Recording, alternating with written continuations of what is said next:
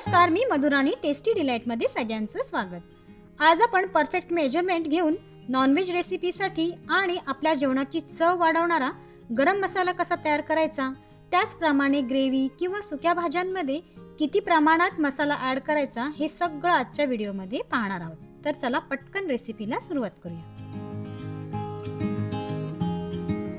आपण गरम मसाला बनवण्यासाठी इथे 15 प्रकारचे खडे मसाले वापरणार आहोत। त्याचं अचूक प्रमाण बघून घेऊया, कारण एखादा खडा मसाला कमी जास्त झाला तर गरम मसाला बिघडू शकतो।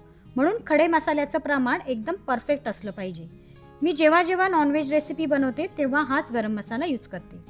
10 ग्रॅम काळी मिरी,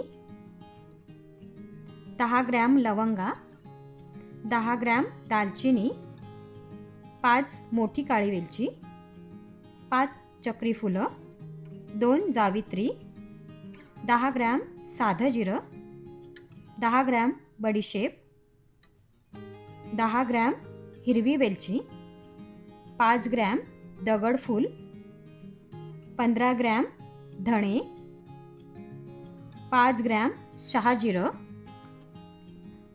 1 टीस्पून नागकेशर, 1 टीस्पून त्रिफळा, 1 छोटा जायफळ घेतलं इथे, 7 ते 8 तमालपत्र।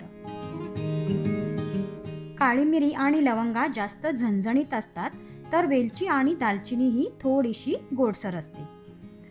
जसं इथे घेतलेले चक्री फूल, दगडफूल, मोठी काळी वेलची, जायफळ याची थोडीशी तुरट चव असते।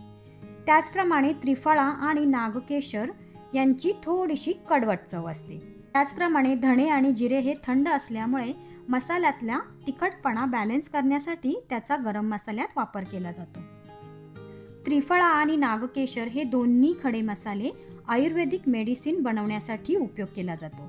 कोणत्याही प्रकारची फिश करी बनवताना त्रिफळा ॲड केल्यावर त्या फिश करीची चव अधिकच वाढते, पण आज आपण याचा आपल्या गरम मसाल्यात वापर करणार आहोत। आता आपण कोणकोणते मसाले कसे भाजायचे ते आधी पाहून घेऊया। इथे मी पॅन गरम करून घेतलाय। पॅन जास्त कडकडत गरम करू नका, स्लो फ्लेमवरतीच आपल्याला हे सर्व मसाले गरम करून घ्यायचे, जास्त करपवायचे नाही। जर तुम्ही मसाले जास्त भाजले तर मसाल्याचा सर्व स्वाद नाहीसा होऊन मसाला कडवट बनेल, म्हणूनच फक्त मसाले गरम करून घ्यायचे।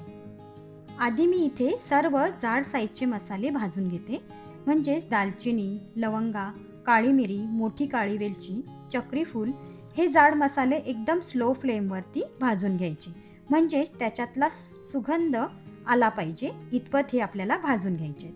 आणि हे जायफळ खलबत्त्यात बारीक करून नंतर ॲड करायचं। हे मसाले बरोबर मी 2 मिनिटं भाजून घेतलेत, ते आता आपण एका प्लेटमध्ये काढून घेऊया।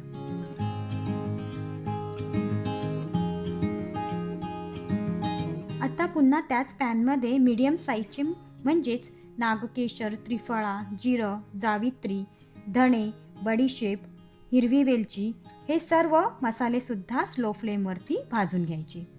फ्लेम एकदमच स्लो ठेवा। मी आधीच सांगितलं आहे आपल्याला हे मसाले जास्त वेळ भाजायचे नाहीयेत, फक्त त्याच्यातलं मॉइश्चर निघून जाऊन सर्व मसाले कुरकुरीत झाले पाहिजेत। मी हे जायफळ खलबत्त्यात कुटून घेतले ते ॲड करूया। हे बघा, हे असं हाताने सुद्धा आपण हे मसाले परतवू शकतो। इतपतच आपल्याला आपलं पॅन गरम झालेलं पाहिजे, जास्त कडकडत पॅन गरम करू नका। हे मसाले सुद्धा छान भाजून झालेत, मस्त सुगंध सुटलाय सगळ्या मसाल्यांचा। आता हे सुद्धा प्लेटमध्ये काढून घेऊया। आता उरलेले मसाले तमालपत्र व दगडफूल हे भाजून घेऊया। हे तमालपत्र असं चुरून भाजून घ्यायचं, म्हणजे ते व्यवस्थित भाजलं जाईल। त्याचप्रमाणे दगडफूल सुद्धा असं चुरून घ्यायचं।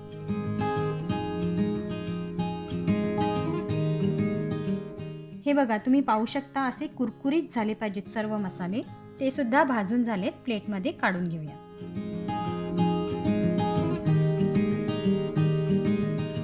हे सर्व मसाले थंड करून मिक्सरला वाटून घ्यायचे।